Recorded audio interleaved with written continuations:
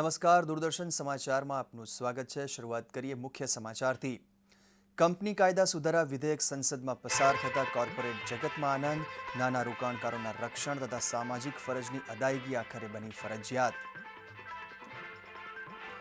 ભાજપ સરકારને ભ્રષ્ટાચાર મુદ્દે લડત આપવા મશાલ રેલી સાથે કોંગ્રેસના આંદોલનની શરૂઆત।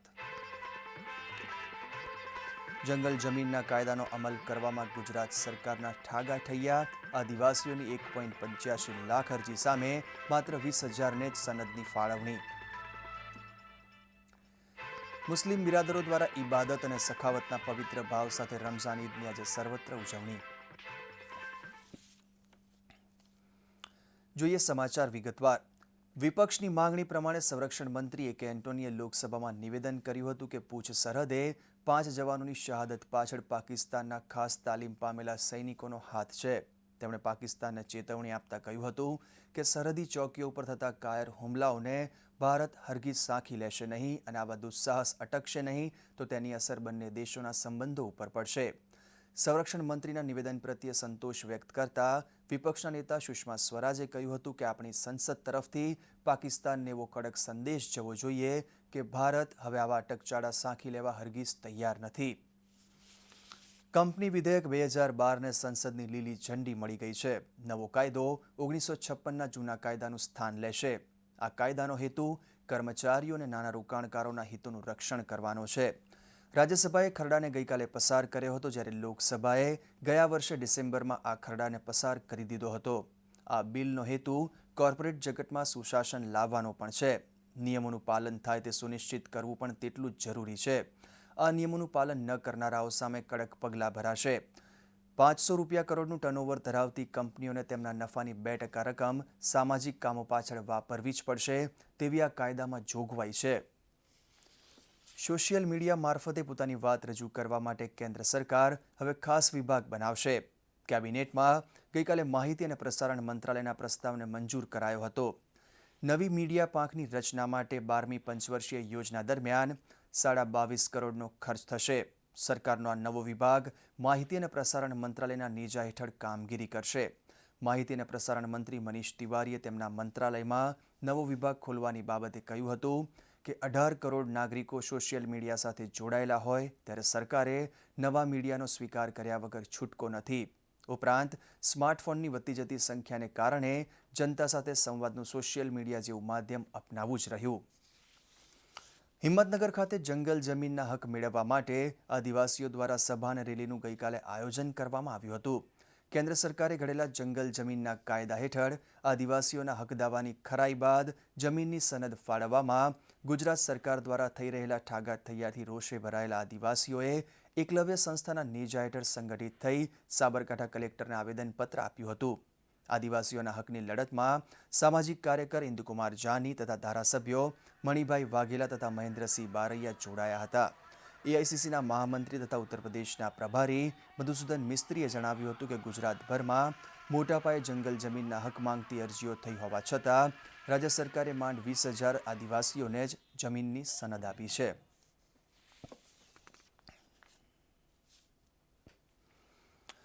છેલ્લા 10 કરતાં વધુ વર્ષથી ગુજરાતમાં લોકાયુક્તનું પદ ખાલી છે, ત્યારે હવે કોંગ્રેસે આ મુદ્દે વધુ એક વખત વિરોધ પ્રદર્શિત કર્યો છે। લોકાયુક્તના મુદ્દાને પ્રજા સમક્ષ લઈ જવા અને ગુજરાતને ભ્રષ્ટાચાર મુક્ત બનાવવાની નેમ સાથે પ્રદેશ કોંગ્રેસ રાજ્યના 4 મહાનગરો અમદાવાદ, રાજકોટ, સુરત અને વડોદરા ખાતે વિશાળ મશાલ સરઘસનું આયોજન કર્યું હતું। મહાગુજરાત શહીદ દિન નિમિત્તે વીર શહીદોને શ્રદ્ધાંજલિ અર્પવાની સાથે ભાજપ સરકારના ભ્રષ્ટાચાર સામે વિરોધ વ્યક્ત કરવા સરઘસ યોજાયું હતું। અમદાવાદમાં યોજાયેલા મશાલ સરઘસમાં વિરોધ પક્ષના નેતા શંકરસિંહ વાઘેલા, અર્જુન મોઢવાડિયા અને સિદ્ધાર્થ પટેલ સહિત કોંગ્રેસના અગ્રણીઓ તેમજ કાર્યકર્તાઓ મોટી સંખ્યામાં જોડાયા હતા।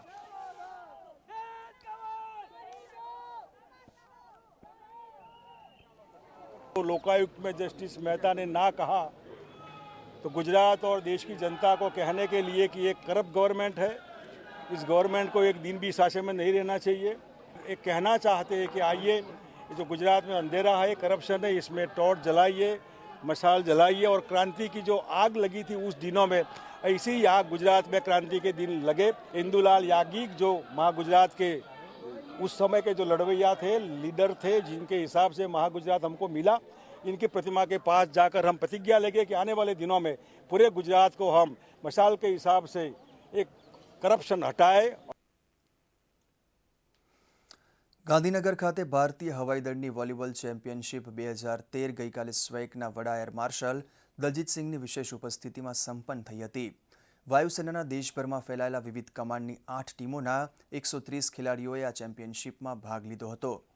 ગાંધીનગર ખાતે આવેલા દક્ષિણ પશ્ચિમ એર કમાન્ડ અને દિલ્હી ખાતે આવેલા પશ્ચિમ એર કમાન્ડ વચ્ચે રમાયેલી ફાઇનલ મેચ એટલી રોમાંચક હતી કે સ્વેકના કર્મચારીઓ, અધિકારીઓ તથા પરિવારજનો બહોળી સંખ્યામાં હાજર રહ્યા હતા. વિજેતા ટીમના કેપ્ટન ફ્લાઇટ લેફ્ટનન્ટ રાધાકૃષ્ણને એર માર્શલ દલજીતસિંહે ટ્રોફી એનાયત કરી હતી.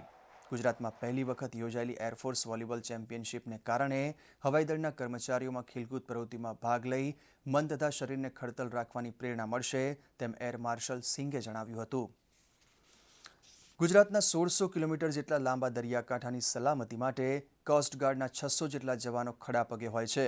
કાંઠાની સુરક્ષામાં છીંડા ન રહે તે માટે 5 જેટલા હોવરક્રાફ્ટ અને વિવિધ ઇન્ટરસેપ્ટર બોટ પણ તૈનાત કરાયેલી છે. ત્યારે હવે કાંઠા વિસ્તારના રહીશોમાં પણ જાગૃતિ આવે તે માટે કોસ્ટગાર્ડે પ્રયત્નો હાથ ધર્યા છે. જેના ભાગરૂપે કિનારાની આસપાસ કંઈ પણ અજુગતી કે શંકાસ્પદ હિલચાલ જણાય તો તરત જ કોસ્ટગાર્ડ, મરીન પોલીસ કે સ્થાનિક પોલીસનો સંપર્ક કરવા પ્રજાજનોને તાકીદ કરાઈ છે. આ ઝુંબેશને અનુરૂપ એવું ઇફ યુ સી સમથિંગ સે સમથિંગનું સૂત્ર પણ કોસ્ટગાર્ડે આપ્યું છે. જનભાગીદારીથી કાંઠા વિસ્તારને વધુ સુરક્ષિત બનાવતી આ ઝુંબેશ અંગે કોસ્ટગાર્डના ડીઆઈજી એસ.એસ. દાસીલાએ વધુ માહિતી આપી હતી. कोस्ट की सुरक्षा केवल एक कोस्ट गार्ड के जिम्मेदारी नहीं, उसमें हम सब लोगों की भागीदारी होनी चाहिए और जब सभी हम लोग आगे बढ़ चढ़ करके आगे आएंगे और तभी कोस्ट गार्ड अपना जिम्मेदारी जो है अच्छी तरह निभा पाएंगे और हमारा गुजरात का जो कोस्ट है वो भी सुरक्षित रहेगा. वो कोस्ट गार्ड को દેશને ગોરાઓની ગુલામીમાંથી મુક્ત કરવા માટે મહાત્મા ગાંધી અને લોહ પુરુષ સરદાર પટેલે 1942માં કરેલી હાકલના પડઘા ગુજરાતના ચરોતર પ્રદેશમાં છેક આણંદ જિલ્લા સુધી પડ્યા હતા. ઓગસ્ટ ક્રાંતિ તરીકે ઇતિહાસના પાનાઓમાં અમર બની ગયેલી આ ચળવળમાં આણંદના યુવાનોએ પણ હોંશે હોંશે ભાગ લીધેલો. તે સમયે ગાયકવાડ સ્ટેટમાં ગણાતા જિલ્લાના બોરસદ તાલુકાના ભાદરણ ગામનો યુવાન અંગ્રેજોને હાંકી કાઢવાની ઝુંબેશમાં ખપી ગયેલો. અંગ્રેજો સામેનો જુસ્સો યથાવત રહે તે માટે આ ગામની દિવાલો પર લખાયેલા સૂત્રો આજે પણ હેમખેમ છે. જર્જરિત મકાનોની દિવાલો પરથી આપણે ઇતિહાસ જાણે આ સૂત્રો મારફતે ડોક્યું કરતો હોય તેવું લાગે છે. દિવાલો પર કંડારાયેલા સૂત્રોરૂપી વારસાને જાળવી રાખવા ગામના લોકોએ પ્રયત્નો હાથ ધર્યા છે. હિન્દ છોડોની ચળવળનો હિસ્સો બનવાનું સૌભાગ્ય મેળવી ચૂકેલા સ્વાતંત્ર્ય સેનાનીઓએ આ અંગે વધુ માહિતી આપી હતી.